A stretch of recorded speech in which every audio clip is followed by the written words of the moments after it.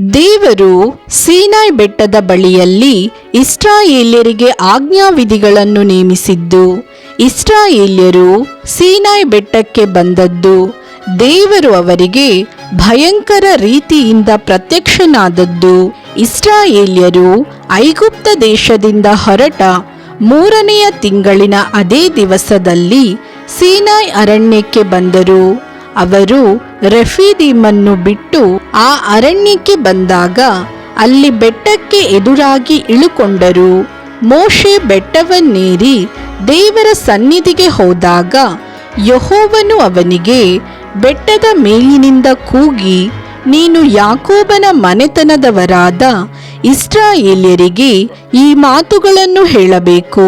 ಅದೇನೆಂದರೆ, ನಾನು ಐಗುಪ್ತ್ಯರಿಗೆ ಏನು ಮಾಡಿದೆನೋ, ಹದ್ದು ತನ್ನ ಮರಿಗಳನ್ನು ರೆಕ್ಕೆಗಳ ಮೇಲೆ ಹೊತ್ತುಕೊಳ್ಳುವಂತೆ ನಾನು ನಿಮ್ಮನ್ನು ಹೊತ್ತುಕೊಂಡು ನನ್ನ ಸ್ಥಳಕ್ಕೆ ಹೇಗೆ ಸೇರಿಸಿದೆನೋ ಇದನ್ನೆಲ್ಲ ನೀವು ನೋಡಿದ್ದೀರಷ್ಟೇ. ಹೀಗಿರಲಾಗಿ ನೀವು ನನ್ನ ಮಾತನ್ನು ಶ್ರದ್ಧೆಯಿಂದ ಕೇಳಿ ನಾನು ಮಾಡುವ ನಿಬಂಧನೆಗಳನ್ನು ಅನುಸರಿಸಿ ನಡೆದರೆ ನೀವು ಎಲ್ಲ ಜನಾಂಗಗಳಲ್ಲಿ ನನಗೆ ಸ್ವಕೀಯ ಜನರಾಗಿರುವಿರಿ. ಸಮಸ್ತ ಭೂಮಿಯು ನನ್ನದಷ್ಟೇ. ನೀವು ನನಗೆ ಯಾಜಕ ರಾಜ್ಯವೂ ಪರಿಶುದ್ಧ ಜನವೂ ಆಗಿರುವಿರಿ.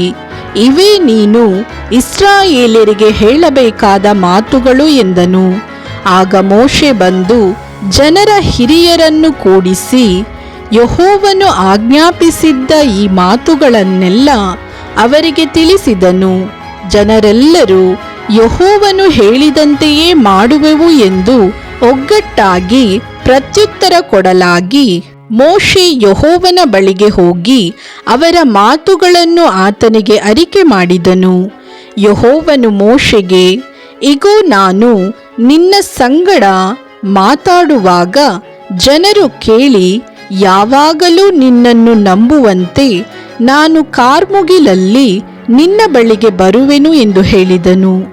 ಮೋಶೆ ಜನರ ಮಾತುಗಳನ್ನು ಯೆಹೋವನಿಗೆ ಅರಿಕೆ ಮಾಡಲಾಗಿ, ಯೆಹೋವನು ಅವನಿಗೆ ಹೇಳಿದ್ದೇನೆಂದರೆ, ನೀನು ಜನರ ಬಳಿಗೆ ಹೋಗಿ ಈ ಹೊತ್ತು ನಾಳೆ ಅವರನ್ನು ಪರಿಶುದ್ಧಗೊಳಿಸು. ಅವರು ತಮ್ಮ ಬಟ್ಟೆಗಳನ್ನು ಮಡಿ ಮಾಡಿಕೊಂಡು 3ನೆಯ ದಿನದಲ್ಲಿ ಸಿದ್ಧರಾಗಿರಬೇಕು. 3ನೆಯ ದಿನದಲ್ಲಿ ಯೆಹೋವನು ಸಮಸ್ತ ಜನರಿಗೂ ಪ್ರತ್ಯಕ್ಷನಾಗಿ ಸೀನಾಯ್ ಬೆಟ್ಟದ ಮೇಲಕ್ಕೆ ಇಳಿದು ಬರುವನು. ಜನರು ಹತ್ತಿರ ಬಾರದಂತೆ ನೀನು ಬೆಟ್ಟದ ಸುತ್ತಲೂ ಮೇರೆಯನ್ನು ಮಾಡಿಸಿ ಜನರಿಗೆ ಎಚ್ಚರಿಕೆಯಾಗಿರ್ರಿ. ನೀವು ಈ ಬೆಟ್ಟವನ್ನು ಏರಲೂ ಕೂಡದು, ಅದರ ಅಂಚನ್ನು ಮುಟ್ಟಲೂ ಕೂಡದು. ಮುಟ್ಟಿದವನಿಗೆ ಅಗತ್ಯವಾಗಿ ಪ್ರಾಣಶಿಕ್ಷೆಯಾಗಬೇಕು. ಅಂಥವನನ್ನು ಯಾರೂ ಮುಟ್ಟಕೂಡದು.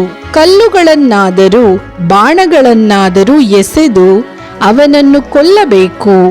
ಮನುಷ್ಯನಾಗಲಿ ಪಶುವಾಗಲಿ ಬೆಟ್ಟವನ್ನು ಮುಟ್ಟಿದರೆ ಉಳಿಯಬಾರದು.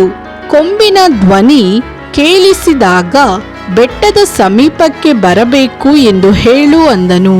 ಮೋಶೆ ಬೆಟ್ಟದಿಂದಿಳಿದು ಜನರ ಬಳಿಗೆ ಬಂದು ಅವರನ್ನು ಪರಿಶುದ್ಧಗೊಳಿಸಿದನು. ಅವರು ತಮ್ಮ ಬಟ್ಟೆಗಳನ್ನು ಮಡಿ ಮಾಡಿಕೊಂಡರು. ಆಗ ಮೋಶೆ ಜನರಿಗೆ, 3ನೆಯ ದಿನದಲ್ಲಿ ಸಿದ್ಧವಾಗಿರ್ರಿ. ಯಾವ ಪುರುಷನೂ ಸ್ತ್ರೀಸಂಗ ಮಾಡಬಾರದು ಎಂದು ಹೇಳಿದನು. 3ನೆಯ ದಿನದಲ್ಲಿ ಸೂರ್ಯೋದಯವಾಗುವಾಗ ಆ ಬೆಟ್ಟದ ಮೇಲೆ ಗುಡುಗು, ಮಿಂಚು, ಕಾರ್ಮುಗಿಲು, ತುತ್ತೂರಿಯ ಮಹಾಧ್ವನಿಯೂ ಉಂಟಾಗಲು ಪಾಳೆಯದಲ್ಲಿದ್ದ ಜನರೆಲ್ಲರೂ ನಡುಗಿದರು. ದೇವದರ್ಶನಕ್ಕಾಗಿ ಮೋಶೆ ಜನರನ್ನು ಪಾಳೆಯದ ಹೊರಕ್ಕೆ ಬರಮಾಡಲು ಅವರು ಬೆಟ್ಟದ ಬುಡದಲ್ಲಿ ನಿಂತುಕೊಂಡರು. ಯೆಹೋವನು ಬೆಂಕಿಯೊಳಗೆ ಸೀನಾಯ್ ಬೆಟ್ಟದ ಮೇಲಕ್ಕೆ ಇಳಿದು ಬಂದದ್ದರಿಂದ ಆ ಬೆಟ್ಟವೆಲ್ಲ ಹೊಗೆಯಿಂದ ಆವರಿಸಿಕೊಂಡಿತು. ಆ ಹೊಗೆ ಆವಿಗೆಯ ಹೊಗೆಯಂತೆ ಏರಿತು. ಅದಲ್ಲದೆ ಬೆಟ್ಟವೆಲ್ಲ ಬಹಳವಾಗಿ ಕಂಪಿಸಿತು. ತುತ್ತೂರಿಯ ಧ್ವನಿ ಹೆಚ್ಚಾಗುತ್ತಾ ಬಂದಾಗ ಮೋಶೆಯು ದೇವರ ಸಂಗಡ ಮಾತಾಡಿದನು. ಆಗ ದೇವರು ಬಾಯಿ ಮಾತಿನಿಂದ ಉತ್ತರ ಕೊಟ್ಟನು. ಯೆಹೋವನು ಸೀನಾಯ್ ಬೆಟ್ಟದ ಶಿಖರಕ್ಕೆ ಇಳಿದು ಬಂದನು. ಆತನು ಬೆಟ್ಟದ ತುದಿಗೆ ಬಾ ಎಂದು ಮೋಶೆಯನ್ನು ಕರೆಯಲು ಅವನು ಬೆಟ್ಟವನ್ನೇರಿದನು. ಆಗ ಯೆಹೋವನು ಮೋಶೆಗೆ, ನೀನಿಳಿದು ಹೋಗಿ ಜನರನ್ನು ಎಚ್ಚರಿಸಬೇಕು. ಅವರು ನೋಡಬೇಕೆಂಬ ಆಶೆಯಿಂದ ಯೆಹೋವನ ಹತ್ತಿರಕ್ಕೆ ಮೇರೆಯನ್ನು ದಾಟಿ ಬಂದಾರು. ಹಾಗೆ ಬಂದರೆ ಬಹುಜನ ನಾಶವಾಗುವರು. ಯೆಹೋವನ ಸನ್ನಿಧಿಗೆ ಸೇರುವ ಯಾಜಕರು ತಮ್ಮನ್ನು ಶುದ್ಧಪಡಿಸಿಕೊಳ್ಳಬೇಕು. ಇಲ್ಲವಾದರೆ ಅವರನ್ನು ಯೆಹೋವನು ಪಕ್ಕನೆ ಸಂಹಾರ ಮಾಡಾನು ಎಂದು ಹೇಳಿದನು. ಅದಕ್ಕೆ ಮೋಶೆ, ಸೀನಾಯ್ ಬೆಟ್ಟವನ್ನೇರುವುದಕ್ಕೆ ಜನರಿಂದಾಗದು. ಬೆಟ್ಟದ ಸುತ್ತಲೂ ಮೇರೆಯನ್ನು ಹಾಕಿ ನಿನಗಾಗಿ ಪ್ರತ್ಯೇಕಿಸಲಿಕ್ಕೆ ನೀನು ಆಜ್ಞಾಪಿಸಿದಿಯಲ್ಲ ಅಂದನು. ಯೆಹೋವನು ಅವನಿಗೆ, ನೀನು ಇಳಿದು ಹೋಗಿ ಆರೋನನನ್ನು ಕರೆದುಕೊಂಡು ಮೇಲಕ್ಕೆ ಬಾ. ಆದರೆ ಯಾಜಕರು ಜನರು ಆ ಮೇರೆಯನ್ನು ದಾಟಿ ಯೆಹೋವನ ಹತ್ತಿರ ಬರಕೂಡದು. ದಾಟಿದರೆ ಯೆಹೋವನು ಅವರನ್ನು ಫಕ್ಕನೆ ಸಂಹಾರ ಮಾಡಾನು ಎಂದು ಹೇಳಿದನು. ಮೋಶೆ ಜನರ ಬಳಿಗೆ ಇಳಿದು ಹೋಗಿ ಆ ಮಾತುಗಳನ್ನು ಅವರಿಗೆ ತಿಳಿಸಿದನು.